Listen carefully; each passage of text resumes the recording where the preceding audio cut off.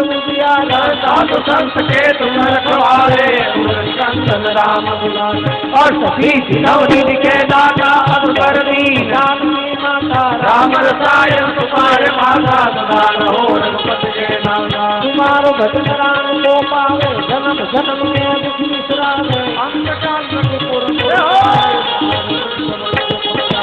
और देवता चिंतन धरे सर्व सुख करे संकट हरे मिटे सब पीड़ा दोष मरे हनुमान बल बेरा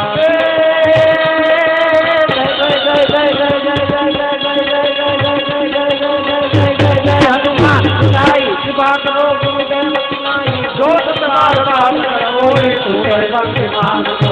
जोया पड़े हनुमान नाम का हो तुलसीदास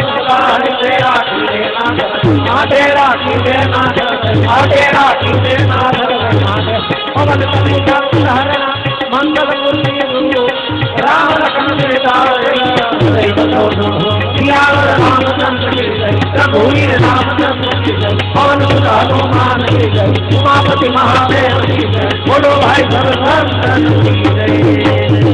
बोलिए हनुमान जी महाराज की વીર મારું શા માટે આ વનમાં ફરો છો? નાથ મૃદુલ મનોહર સુંદર ગાતા. કેવું આપણું શરીર મૃદુ છે, સુંદર છે, અને તમે આ જંગલમાં કાઢતાપ તડકો શું કામ સહન કરો? ભગવાન કઈ બોલતા જ નથી. હા, એક તો પોતે બનાવટ વેશ લઈને આવ્યો છે ને મને પૂછે તમે કોણ છો? ભગવાન કે કેવા લાગી તમે કયો ને બ્રાહ્મણ દેવતા? હનુમાનજી કહે કે મને તો એવું લાગે છે કે 3 દેવમાંથી 2 લાગો છે. ના નર નારાયણ હોય એવું લાગો છે, એ નથી લાગતા. તો જગ કારણ તારણ ભવ ભંજન ધરણી ભાર કે તુમ અખિલ ભુવનપતિ લીન મનુ જગતનો બાપ. મને એમ લાગે છે કે આ ધરાધામ ઉપર આવ્યો હોય મનુષ્યનું રૂપ ધરી, એવું લાગે. કોણ છો તમે? ભગવાન કે મહારાજ એવું કઈ નથી, હું તો રઘુવંશ અવધ નરેશ દશરથજી મહારાજ એનો જયેશ પુત્ર, મારું નામ રામ છે, અમારો ભાઈ લખન છે, અમારી સાથે મારી પત્ની હતી, એનું હરણ થયું છે, અમે એને ગોત્યું. યહાં હરી નિશિચર બૈદેહી. સંતો કહે ભગવાન કે અમે 3 જણાને ગોતી. હરી એટલે વાનર, નિશિચર એટલે રાક્ષસ, અને જાનકીજી, આ 3 જણાને અમે ગોતીએ છીએ. તમે કોણ છો? મેં તો મારો પરિચય આપ્યો, હવે કહો વિપ્ર નિજ કથા બુજાય. એ બ્રાહ્મણ દેવ, ભગવાન ચાઈને બોલે. હા, વ્યંગથી બોલ્યા. અને હનુમાનજી મહારાજ પ્રભુ પહેચાની પરે ગઈ ચરના. હનુમાનજી મહારાજ ભગવાનના ચરણમાં લાકડી પડે એમ પડી ગયા, રોવા માંડ્યા. કે તું મને કે હું તને પૂછું કે તું કોણ છો? બરોબર, તું મને પૂછે કે હું કોણ છું? મારા નાથ જીવ ભૂલી જાય જગદીશને, જગદીશ જીવને ભૂલી ગયો. ભગવાન હનુમાનજીને શું કહે? તમે તમારી કથા કયો, કારણ કે બ્રાહ્મણના રૂપમાં આવ્યા છો ને, અને બ્રાહ્મણ કથા ન આવડતી હોય તો છેલ્લે સત્યનારાયણની તો આવડતી હોય, એટલે ગમે કઈક કથા ચાલુ કરો તમે. એમ કરીને કયો અને હનુમાનજી મહારાજ રડવા મીંડા કે તું બનાવટ રૂપ લઈને આવ્યો છો ને મને પૂછો કોણ છો? રડતા રડતા કે પ્રભુ હું તો જીવ છું, જીવની કથા ન હોય મારા નાથ, જીવની તો વ્યથા હોય. અમારી કથા હોય પણ આપણી વ્યથા ભગવાન સાંભળશે જો આપણે એની કથા સાંભળી હશે ને તો. હા, હનુમાનજી મહારાજ ચરણમાં પડ્યા. મને પૂછે શું કોણ છું? એક મંદ મેં મોહમ્મદ કુટિલ હૃદય અજ્ઞાન પુની પ્રભુ મોહી દિશારે દીન બંધુ ભગવાન. એ નાથ મારા બહુ અવગુણ છે, જદપી નાથ બહુ અવગુણ મોરે, પણ સેવક પ્રભુ પરે જનુ ભોરે. હું તો અવગુણ નો ભંડાર છું. हमारे अवगुण शीश धरो। हनुमान जी कहे हूँ भूली जाओ, तू मने भूली गयो? हजी भगवान उठावता नहीं हो। पण ज्या हनुमानजी महाराज निज तन प्रगट पीत हुर छाई ब्राह्मण रूप छोड़ी अने मूल रूप में ज्या आव्या अने हवे भगवान के बरोबर उठावी अने हृदय लगाव्या तब रघुपति उठाय उर लावा अने निज लोचन जल सींच जुड़ा। आंसुथी हनुमानजी नवराई दीधा मारा राम। हाँ हनुमान तू तो भाई मने लखन करता डबल वालो આવ્યો છે હજી। લખનલાલજી 13 વર્ષથી પાછળ ફરે છે અને દાદા હજી હાઈલો આવે 13 મિનિટ નથી થઈ। લખનલાલજીને જરાય ખોટું ન લાગ્યું। હા કારણ લખન શેષ છે અને હનુમાનજી સ્વયં શિવજી છે। ભાઈ ઘરેણા કરતા ઘરેણાનો માલિક વધારે વાલો। હા આ તો ભોળોનાથ સ્વયં નો વાલો લાગે। લખનલાલજીને જરાય ખોટું ન લાગ્યું। આપણે કોઈ ખોટું લાગે ને કે હજી હાઈલો આવે ને સીધો મારાથી ડબલ થઈ ગયું। હનુમાનજી મહારાજ પરમાત્મા કહે છે હનુમંત સો અનન્ય જાકે શ્રીમતી ને તરઈ હનુમંત મેં સેવક સચરાચર રૂપ સ્વામી ભગવંત। આ અનન્યતાની ભગવાને વ્યાખ્યા કરી છે। હું પેલા પ્રસંગ કહી ગયો છું કે જગત આખામાં એને એનું જ ઈષ્ટ રૂપ દેખાય, એનું નામ અનન્યતા। મારો રામ બોલ જાય અમે ગમે ત્યાં અમને અમારો જ ઈષ્ટ દેખાય, આનું નામ અનન્યતા। મેં સેવક સચરાચર અને આ જગત રૂપ સ્વામી ભગવંત, મારા નાથનું જ રૂપ છે આખું જગત। મને બધે મારો નાથ દેખાય છે, મને બધે મારો ઈષ્ટ દેખાય છે, જે હોય તે આપણું, એનું નામ અનન્યતા। આપણો ઈષ્ટનું મંદિર હોય ત્યાં જ જવાય, બીજા મંદિરમાં ન જવાય, એ અનન્યતા ન કહેવાય, ગેર સમજણ કહેવાય। હા ભગવાન સુગ્રીવ હનુમાનજી પરમાત્માને કહે છે કે નાથ હવે હાલો ઋષિમુખ કરો છો। કા કે ત્યાં તમારો એક દાસ છે। તો ભગવાન કે પણ પર્વત ઉપર ચડાવી એમ છે નહીં, અમે થાકી ગયા, એને આલી આવી। હનુમાનજી કે નહીં પ્રભુ। કા એ કે માંડ માંડ ચડ્યો છે। ઋષિમુખ એટલે શું? ઋષિ એટલે ઋષિ, મુખ એટલે મોઢું। ઋષિમુખ નો અર્થ થાય ઋષિનું મુખ। ઋષિનું મુખ એટલે સત્સંગ, અને સત્સંગ છે એ ચડાણ છે। રોજ કહું છું હે પરમાત્મા સત્સંગમાં માંડ પહોંચ્યો છે આ વિષય જીવ, એને ઉતારવો નથી, તમે હાલો। ભગવાન કે પણ ભાઈ હું થાકી ગયો છું। હનુમાનજી કે પ્રભુ હવે ગાડી આવી ગઈ છે, હવે મારા રામને હાલવાની ક્યાં જરૂર?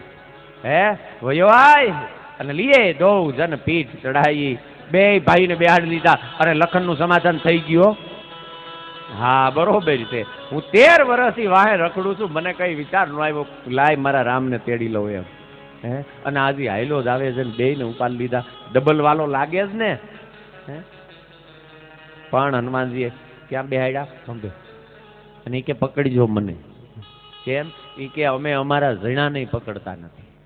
હા સંતોએ કીધું ભક્તિના 2 માર્ગ છે, 2 ન્યાય છે, એક માર્જારી ન્યાય અને કપી ન્યાય। માર્જારી એટલે બિલાડી। ભક્તિના 2 રસ્તા છે।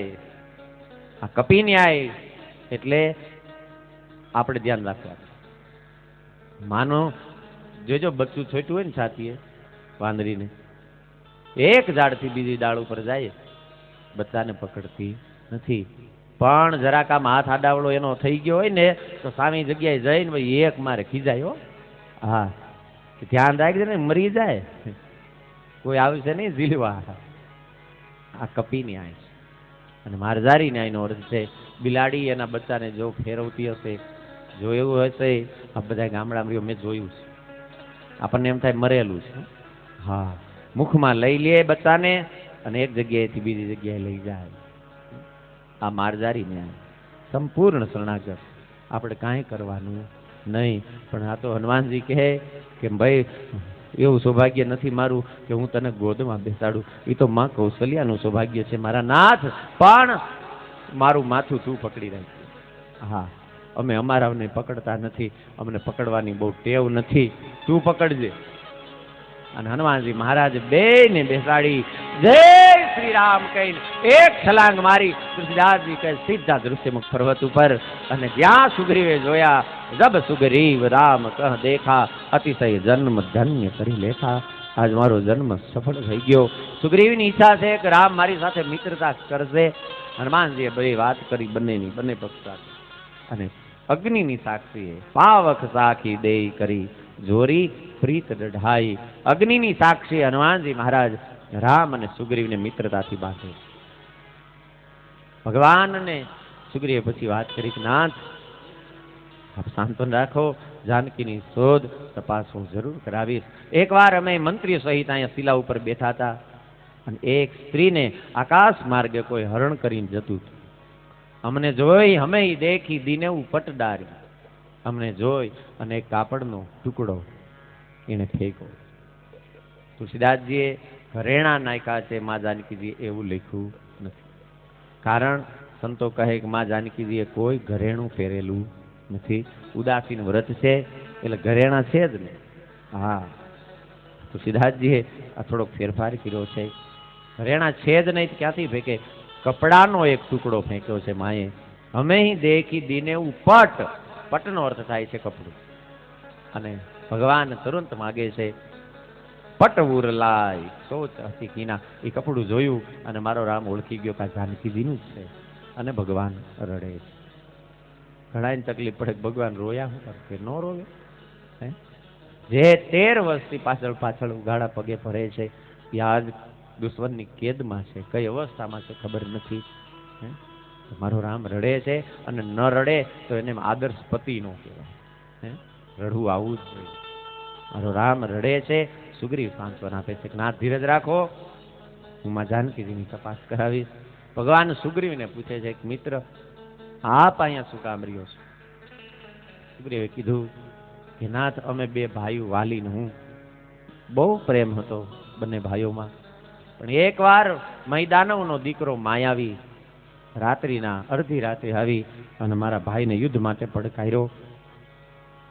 વાલી દુશ્મનનો પડકાર કોઈ દી સહન ન કરે. એ અડધી રાતે લડવા માટે નીકળો, તો હું પણ ભાઈની સાથે થયો. એક મુશ્રિકા મારી માયાવીને, માયાવી ભાગ્યો, દોડીને ગુફામાં ઘૂસ્યો. વાલી એની પાછળ જતો હતો, હું જતો હતો. તો મારા ભાઈએ ના પાડી કે ભાઈ તું બહાર ઉભો રે, અઠવાડિયું મારી રાહ જોઈજે, હું ન આવું તો સમજી લેજે મારું મૃત્યુ થયું, તું જતો રહીશ. એ નાથ, હું અઠવાડિયું નહીં 15 દિવસ મારા ભાઈની રાહ જોઈ.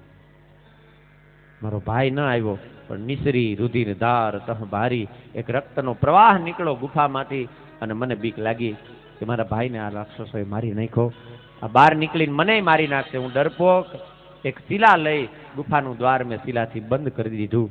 આવ્યો શૃંગવેરપુરમાં, મંત્રીઓએ ગાદી ખાલી ન રખાય એટલે જબરજસ્તી મને રાજતિલક કરી દીધું, મને ગાદી ઉપર બેસાડી દીધો. વાલી બધા રાક્ષસોને મારીને આવ્યો, ગાદી ઉપર મને બેઠેલો જોયો, અને મારી એક વાત ન સાંભળી અને મને માર્યો. મેં એને બહુ સમજાવવાની કોશિશ કરી, પણ નાથ મારું બધું હરી લીધું, અને મને તેનથી શાંતિથી ક્યાંય રહેવા નથી દેતો. અહીંયા શ્રાપ વશ આવત નહીં, અહીંયા મતંગજીનો શ્રાપ છે. દુંદુભી રાક્ષસને મારી અને ઘા કર્યો તો વાલીએ, અને એ જે રક્તના છાંટા ઉડ્યા આ વિસ્તારમાં, અને મતંગજીએ શ્રાપ આપ્યો કે જે દુષ્ટે આ કૃત્ય કર્યું છે એ આ વિસ્તારમાં આવશે તો એનું મસ્તક ફાટી જાય.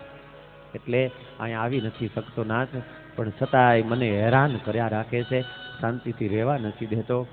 અને ભગવાન સુગ્રીવને દુઃખ સાંભળીને હાથમાં ધનુષ લઈને પ્રતિજ્ઞા કરી, સુની સુગ્રીવ મારે અહુબાલી એ કહી બાણ, બમ રુદ્ર શરણાગત ગયે ન ઉબરહી પ્રાણ. એ કદાચ બ્રહ્મ કે રુદ્ર શિવજીના ચરણમાં વિયો જાય તો એ વાલી બચશે નહીં, એને મારી નાખીશું.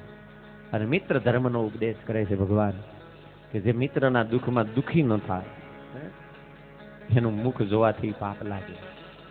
બહુ સુંદર મિત્ર ધર્મનો ઉપદેશ મારા રામે કર્યો છે. અને સુગ્રીવને એમ થયું કે આ વાતું કરે મોટી મોટી, પણ ખબર છે વાલી કેવો બળવાન છે. હા, જીવનો સ્વભાવ લ્યો, ચમત્કાર વિના નમસ્કાર નો કરે, કહેવત છે. ભગવાન કહે કાંઈ વાંધો નહીં, તારે જોવું હોય, તારે મારી પરીક્ષા લેવી હોય, દેવા માટે તૈયાર. હે એકવાર મારો થા ને પછી તું કે એમ વાંધો નહીં. સુગ્રીવ કે પ્રભુ વાલી બહુ બળવાન છે. ભગવાન કે હું સમજી ગયો તું હું કહેવા માંગે છે. હે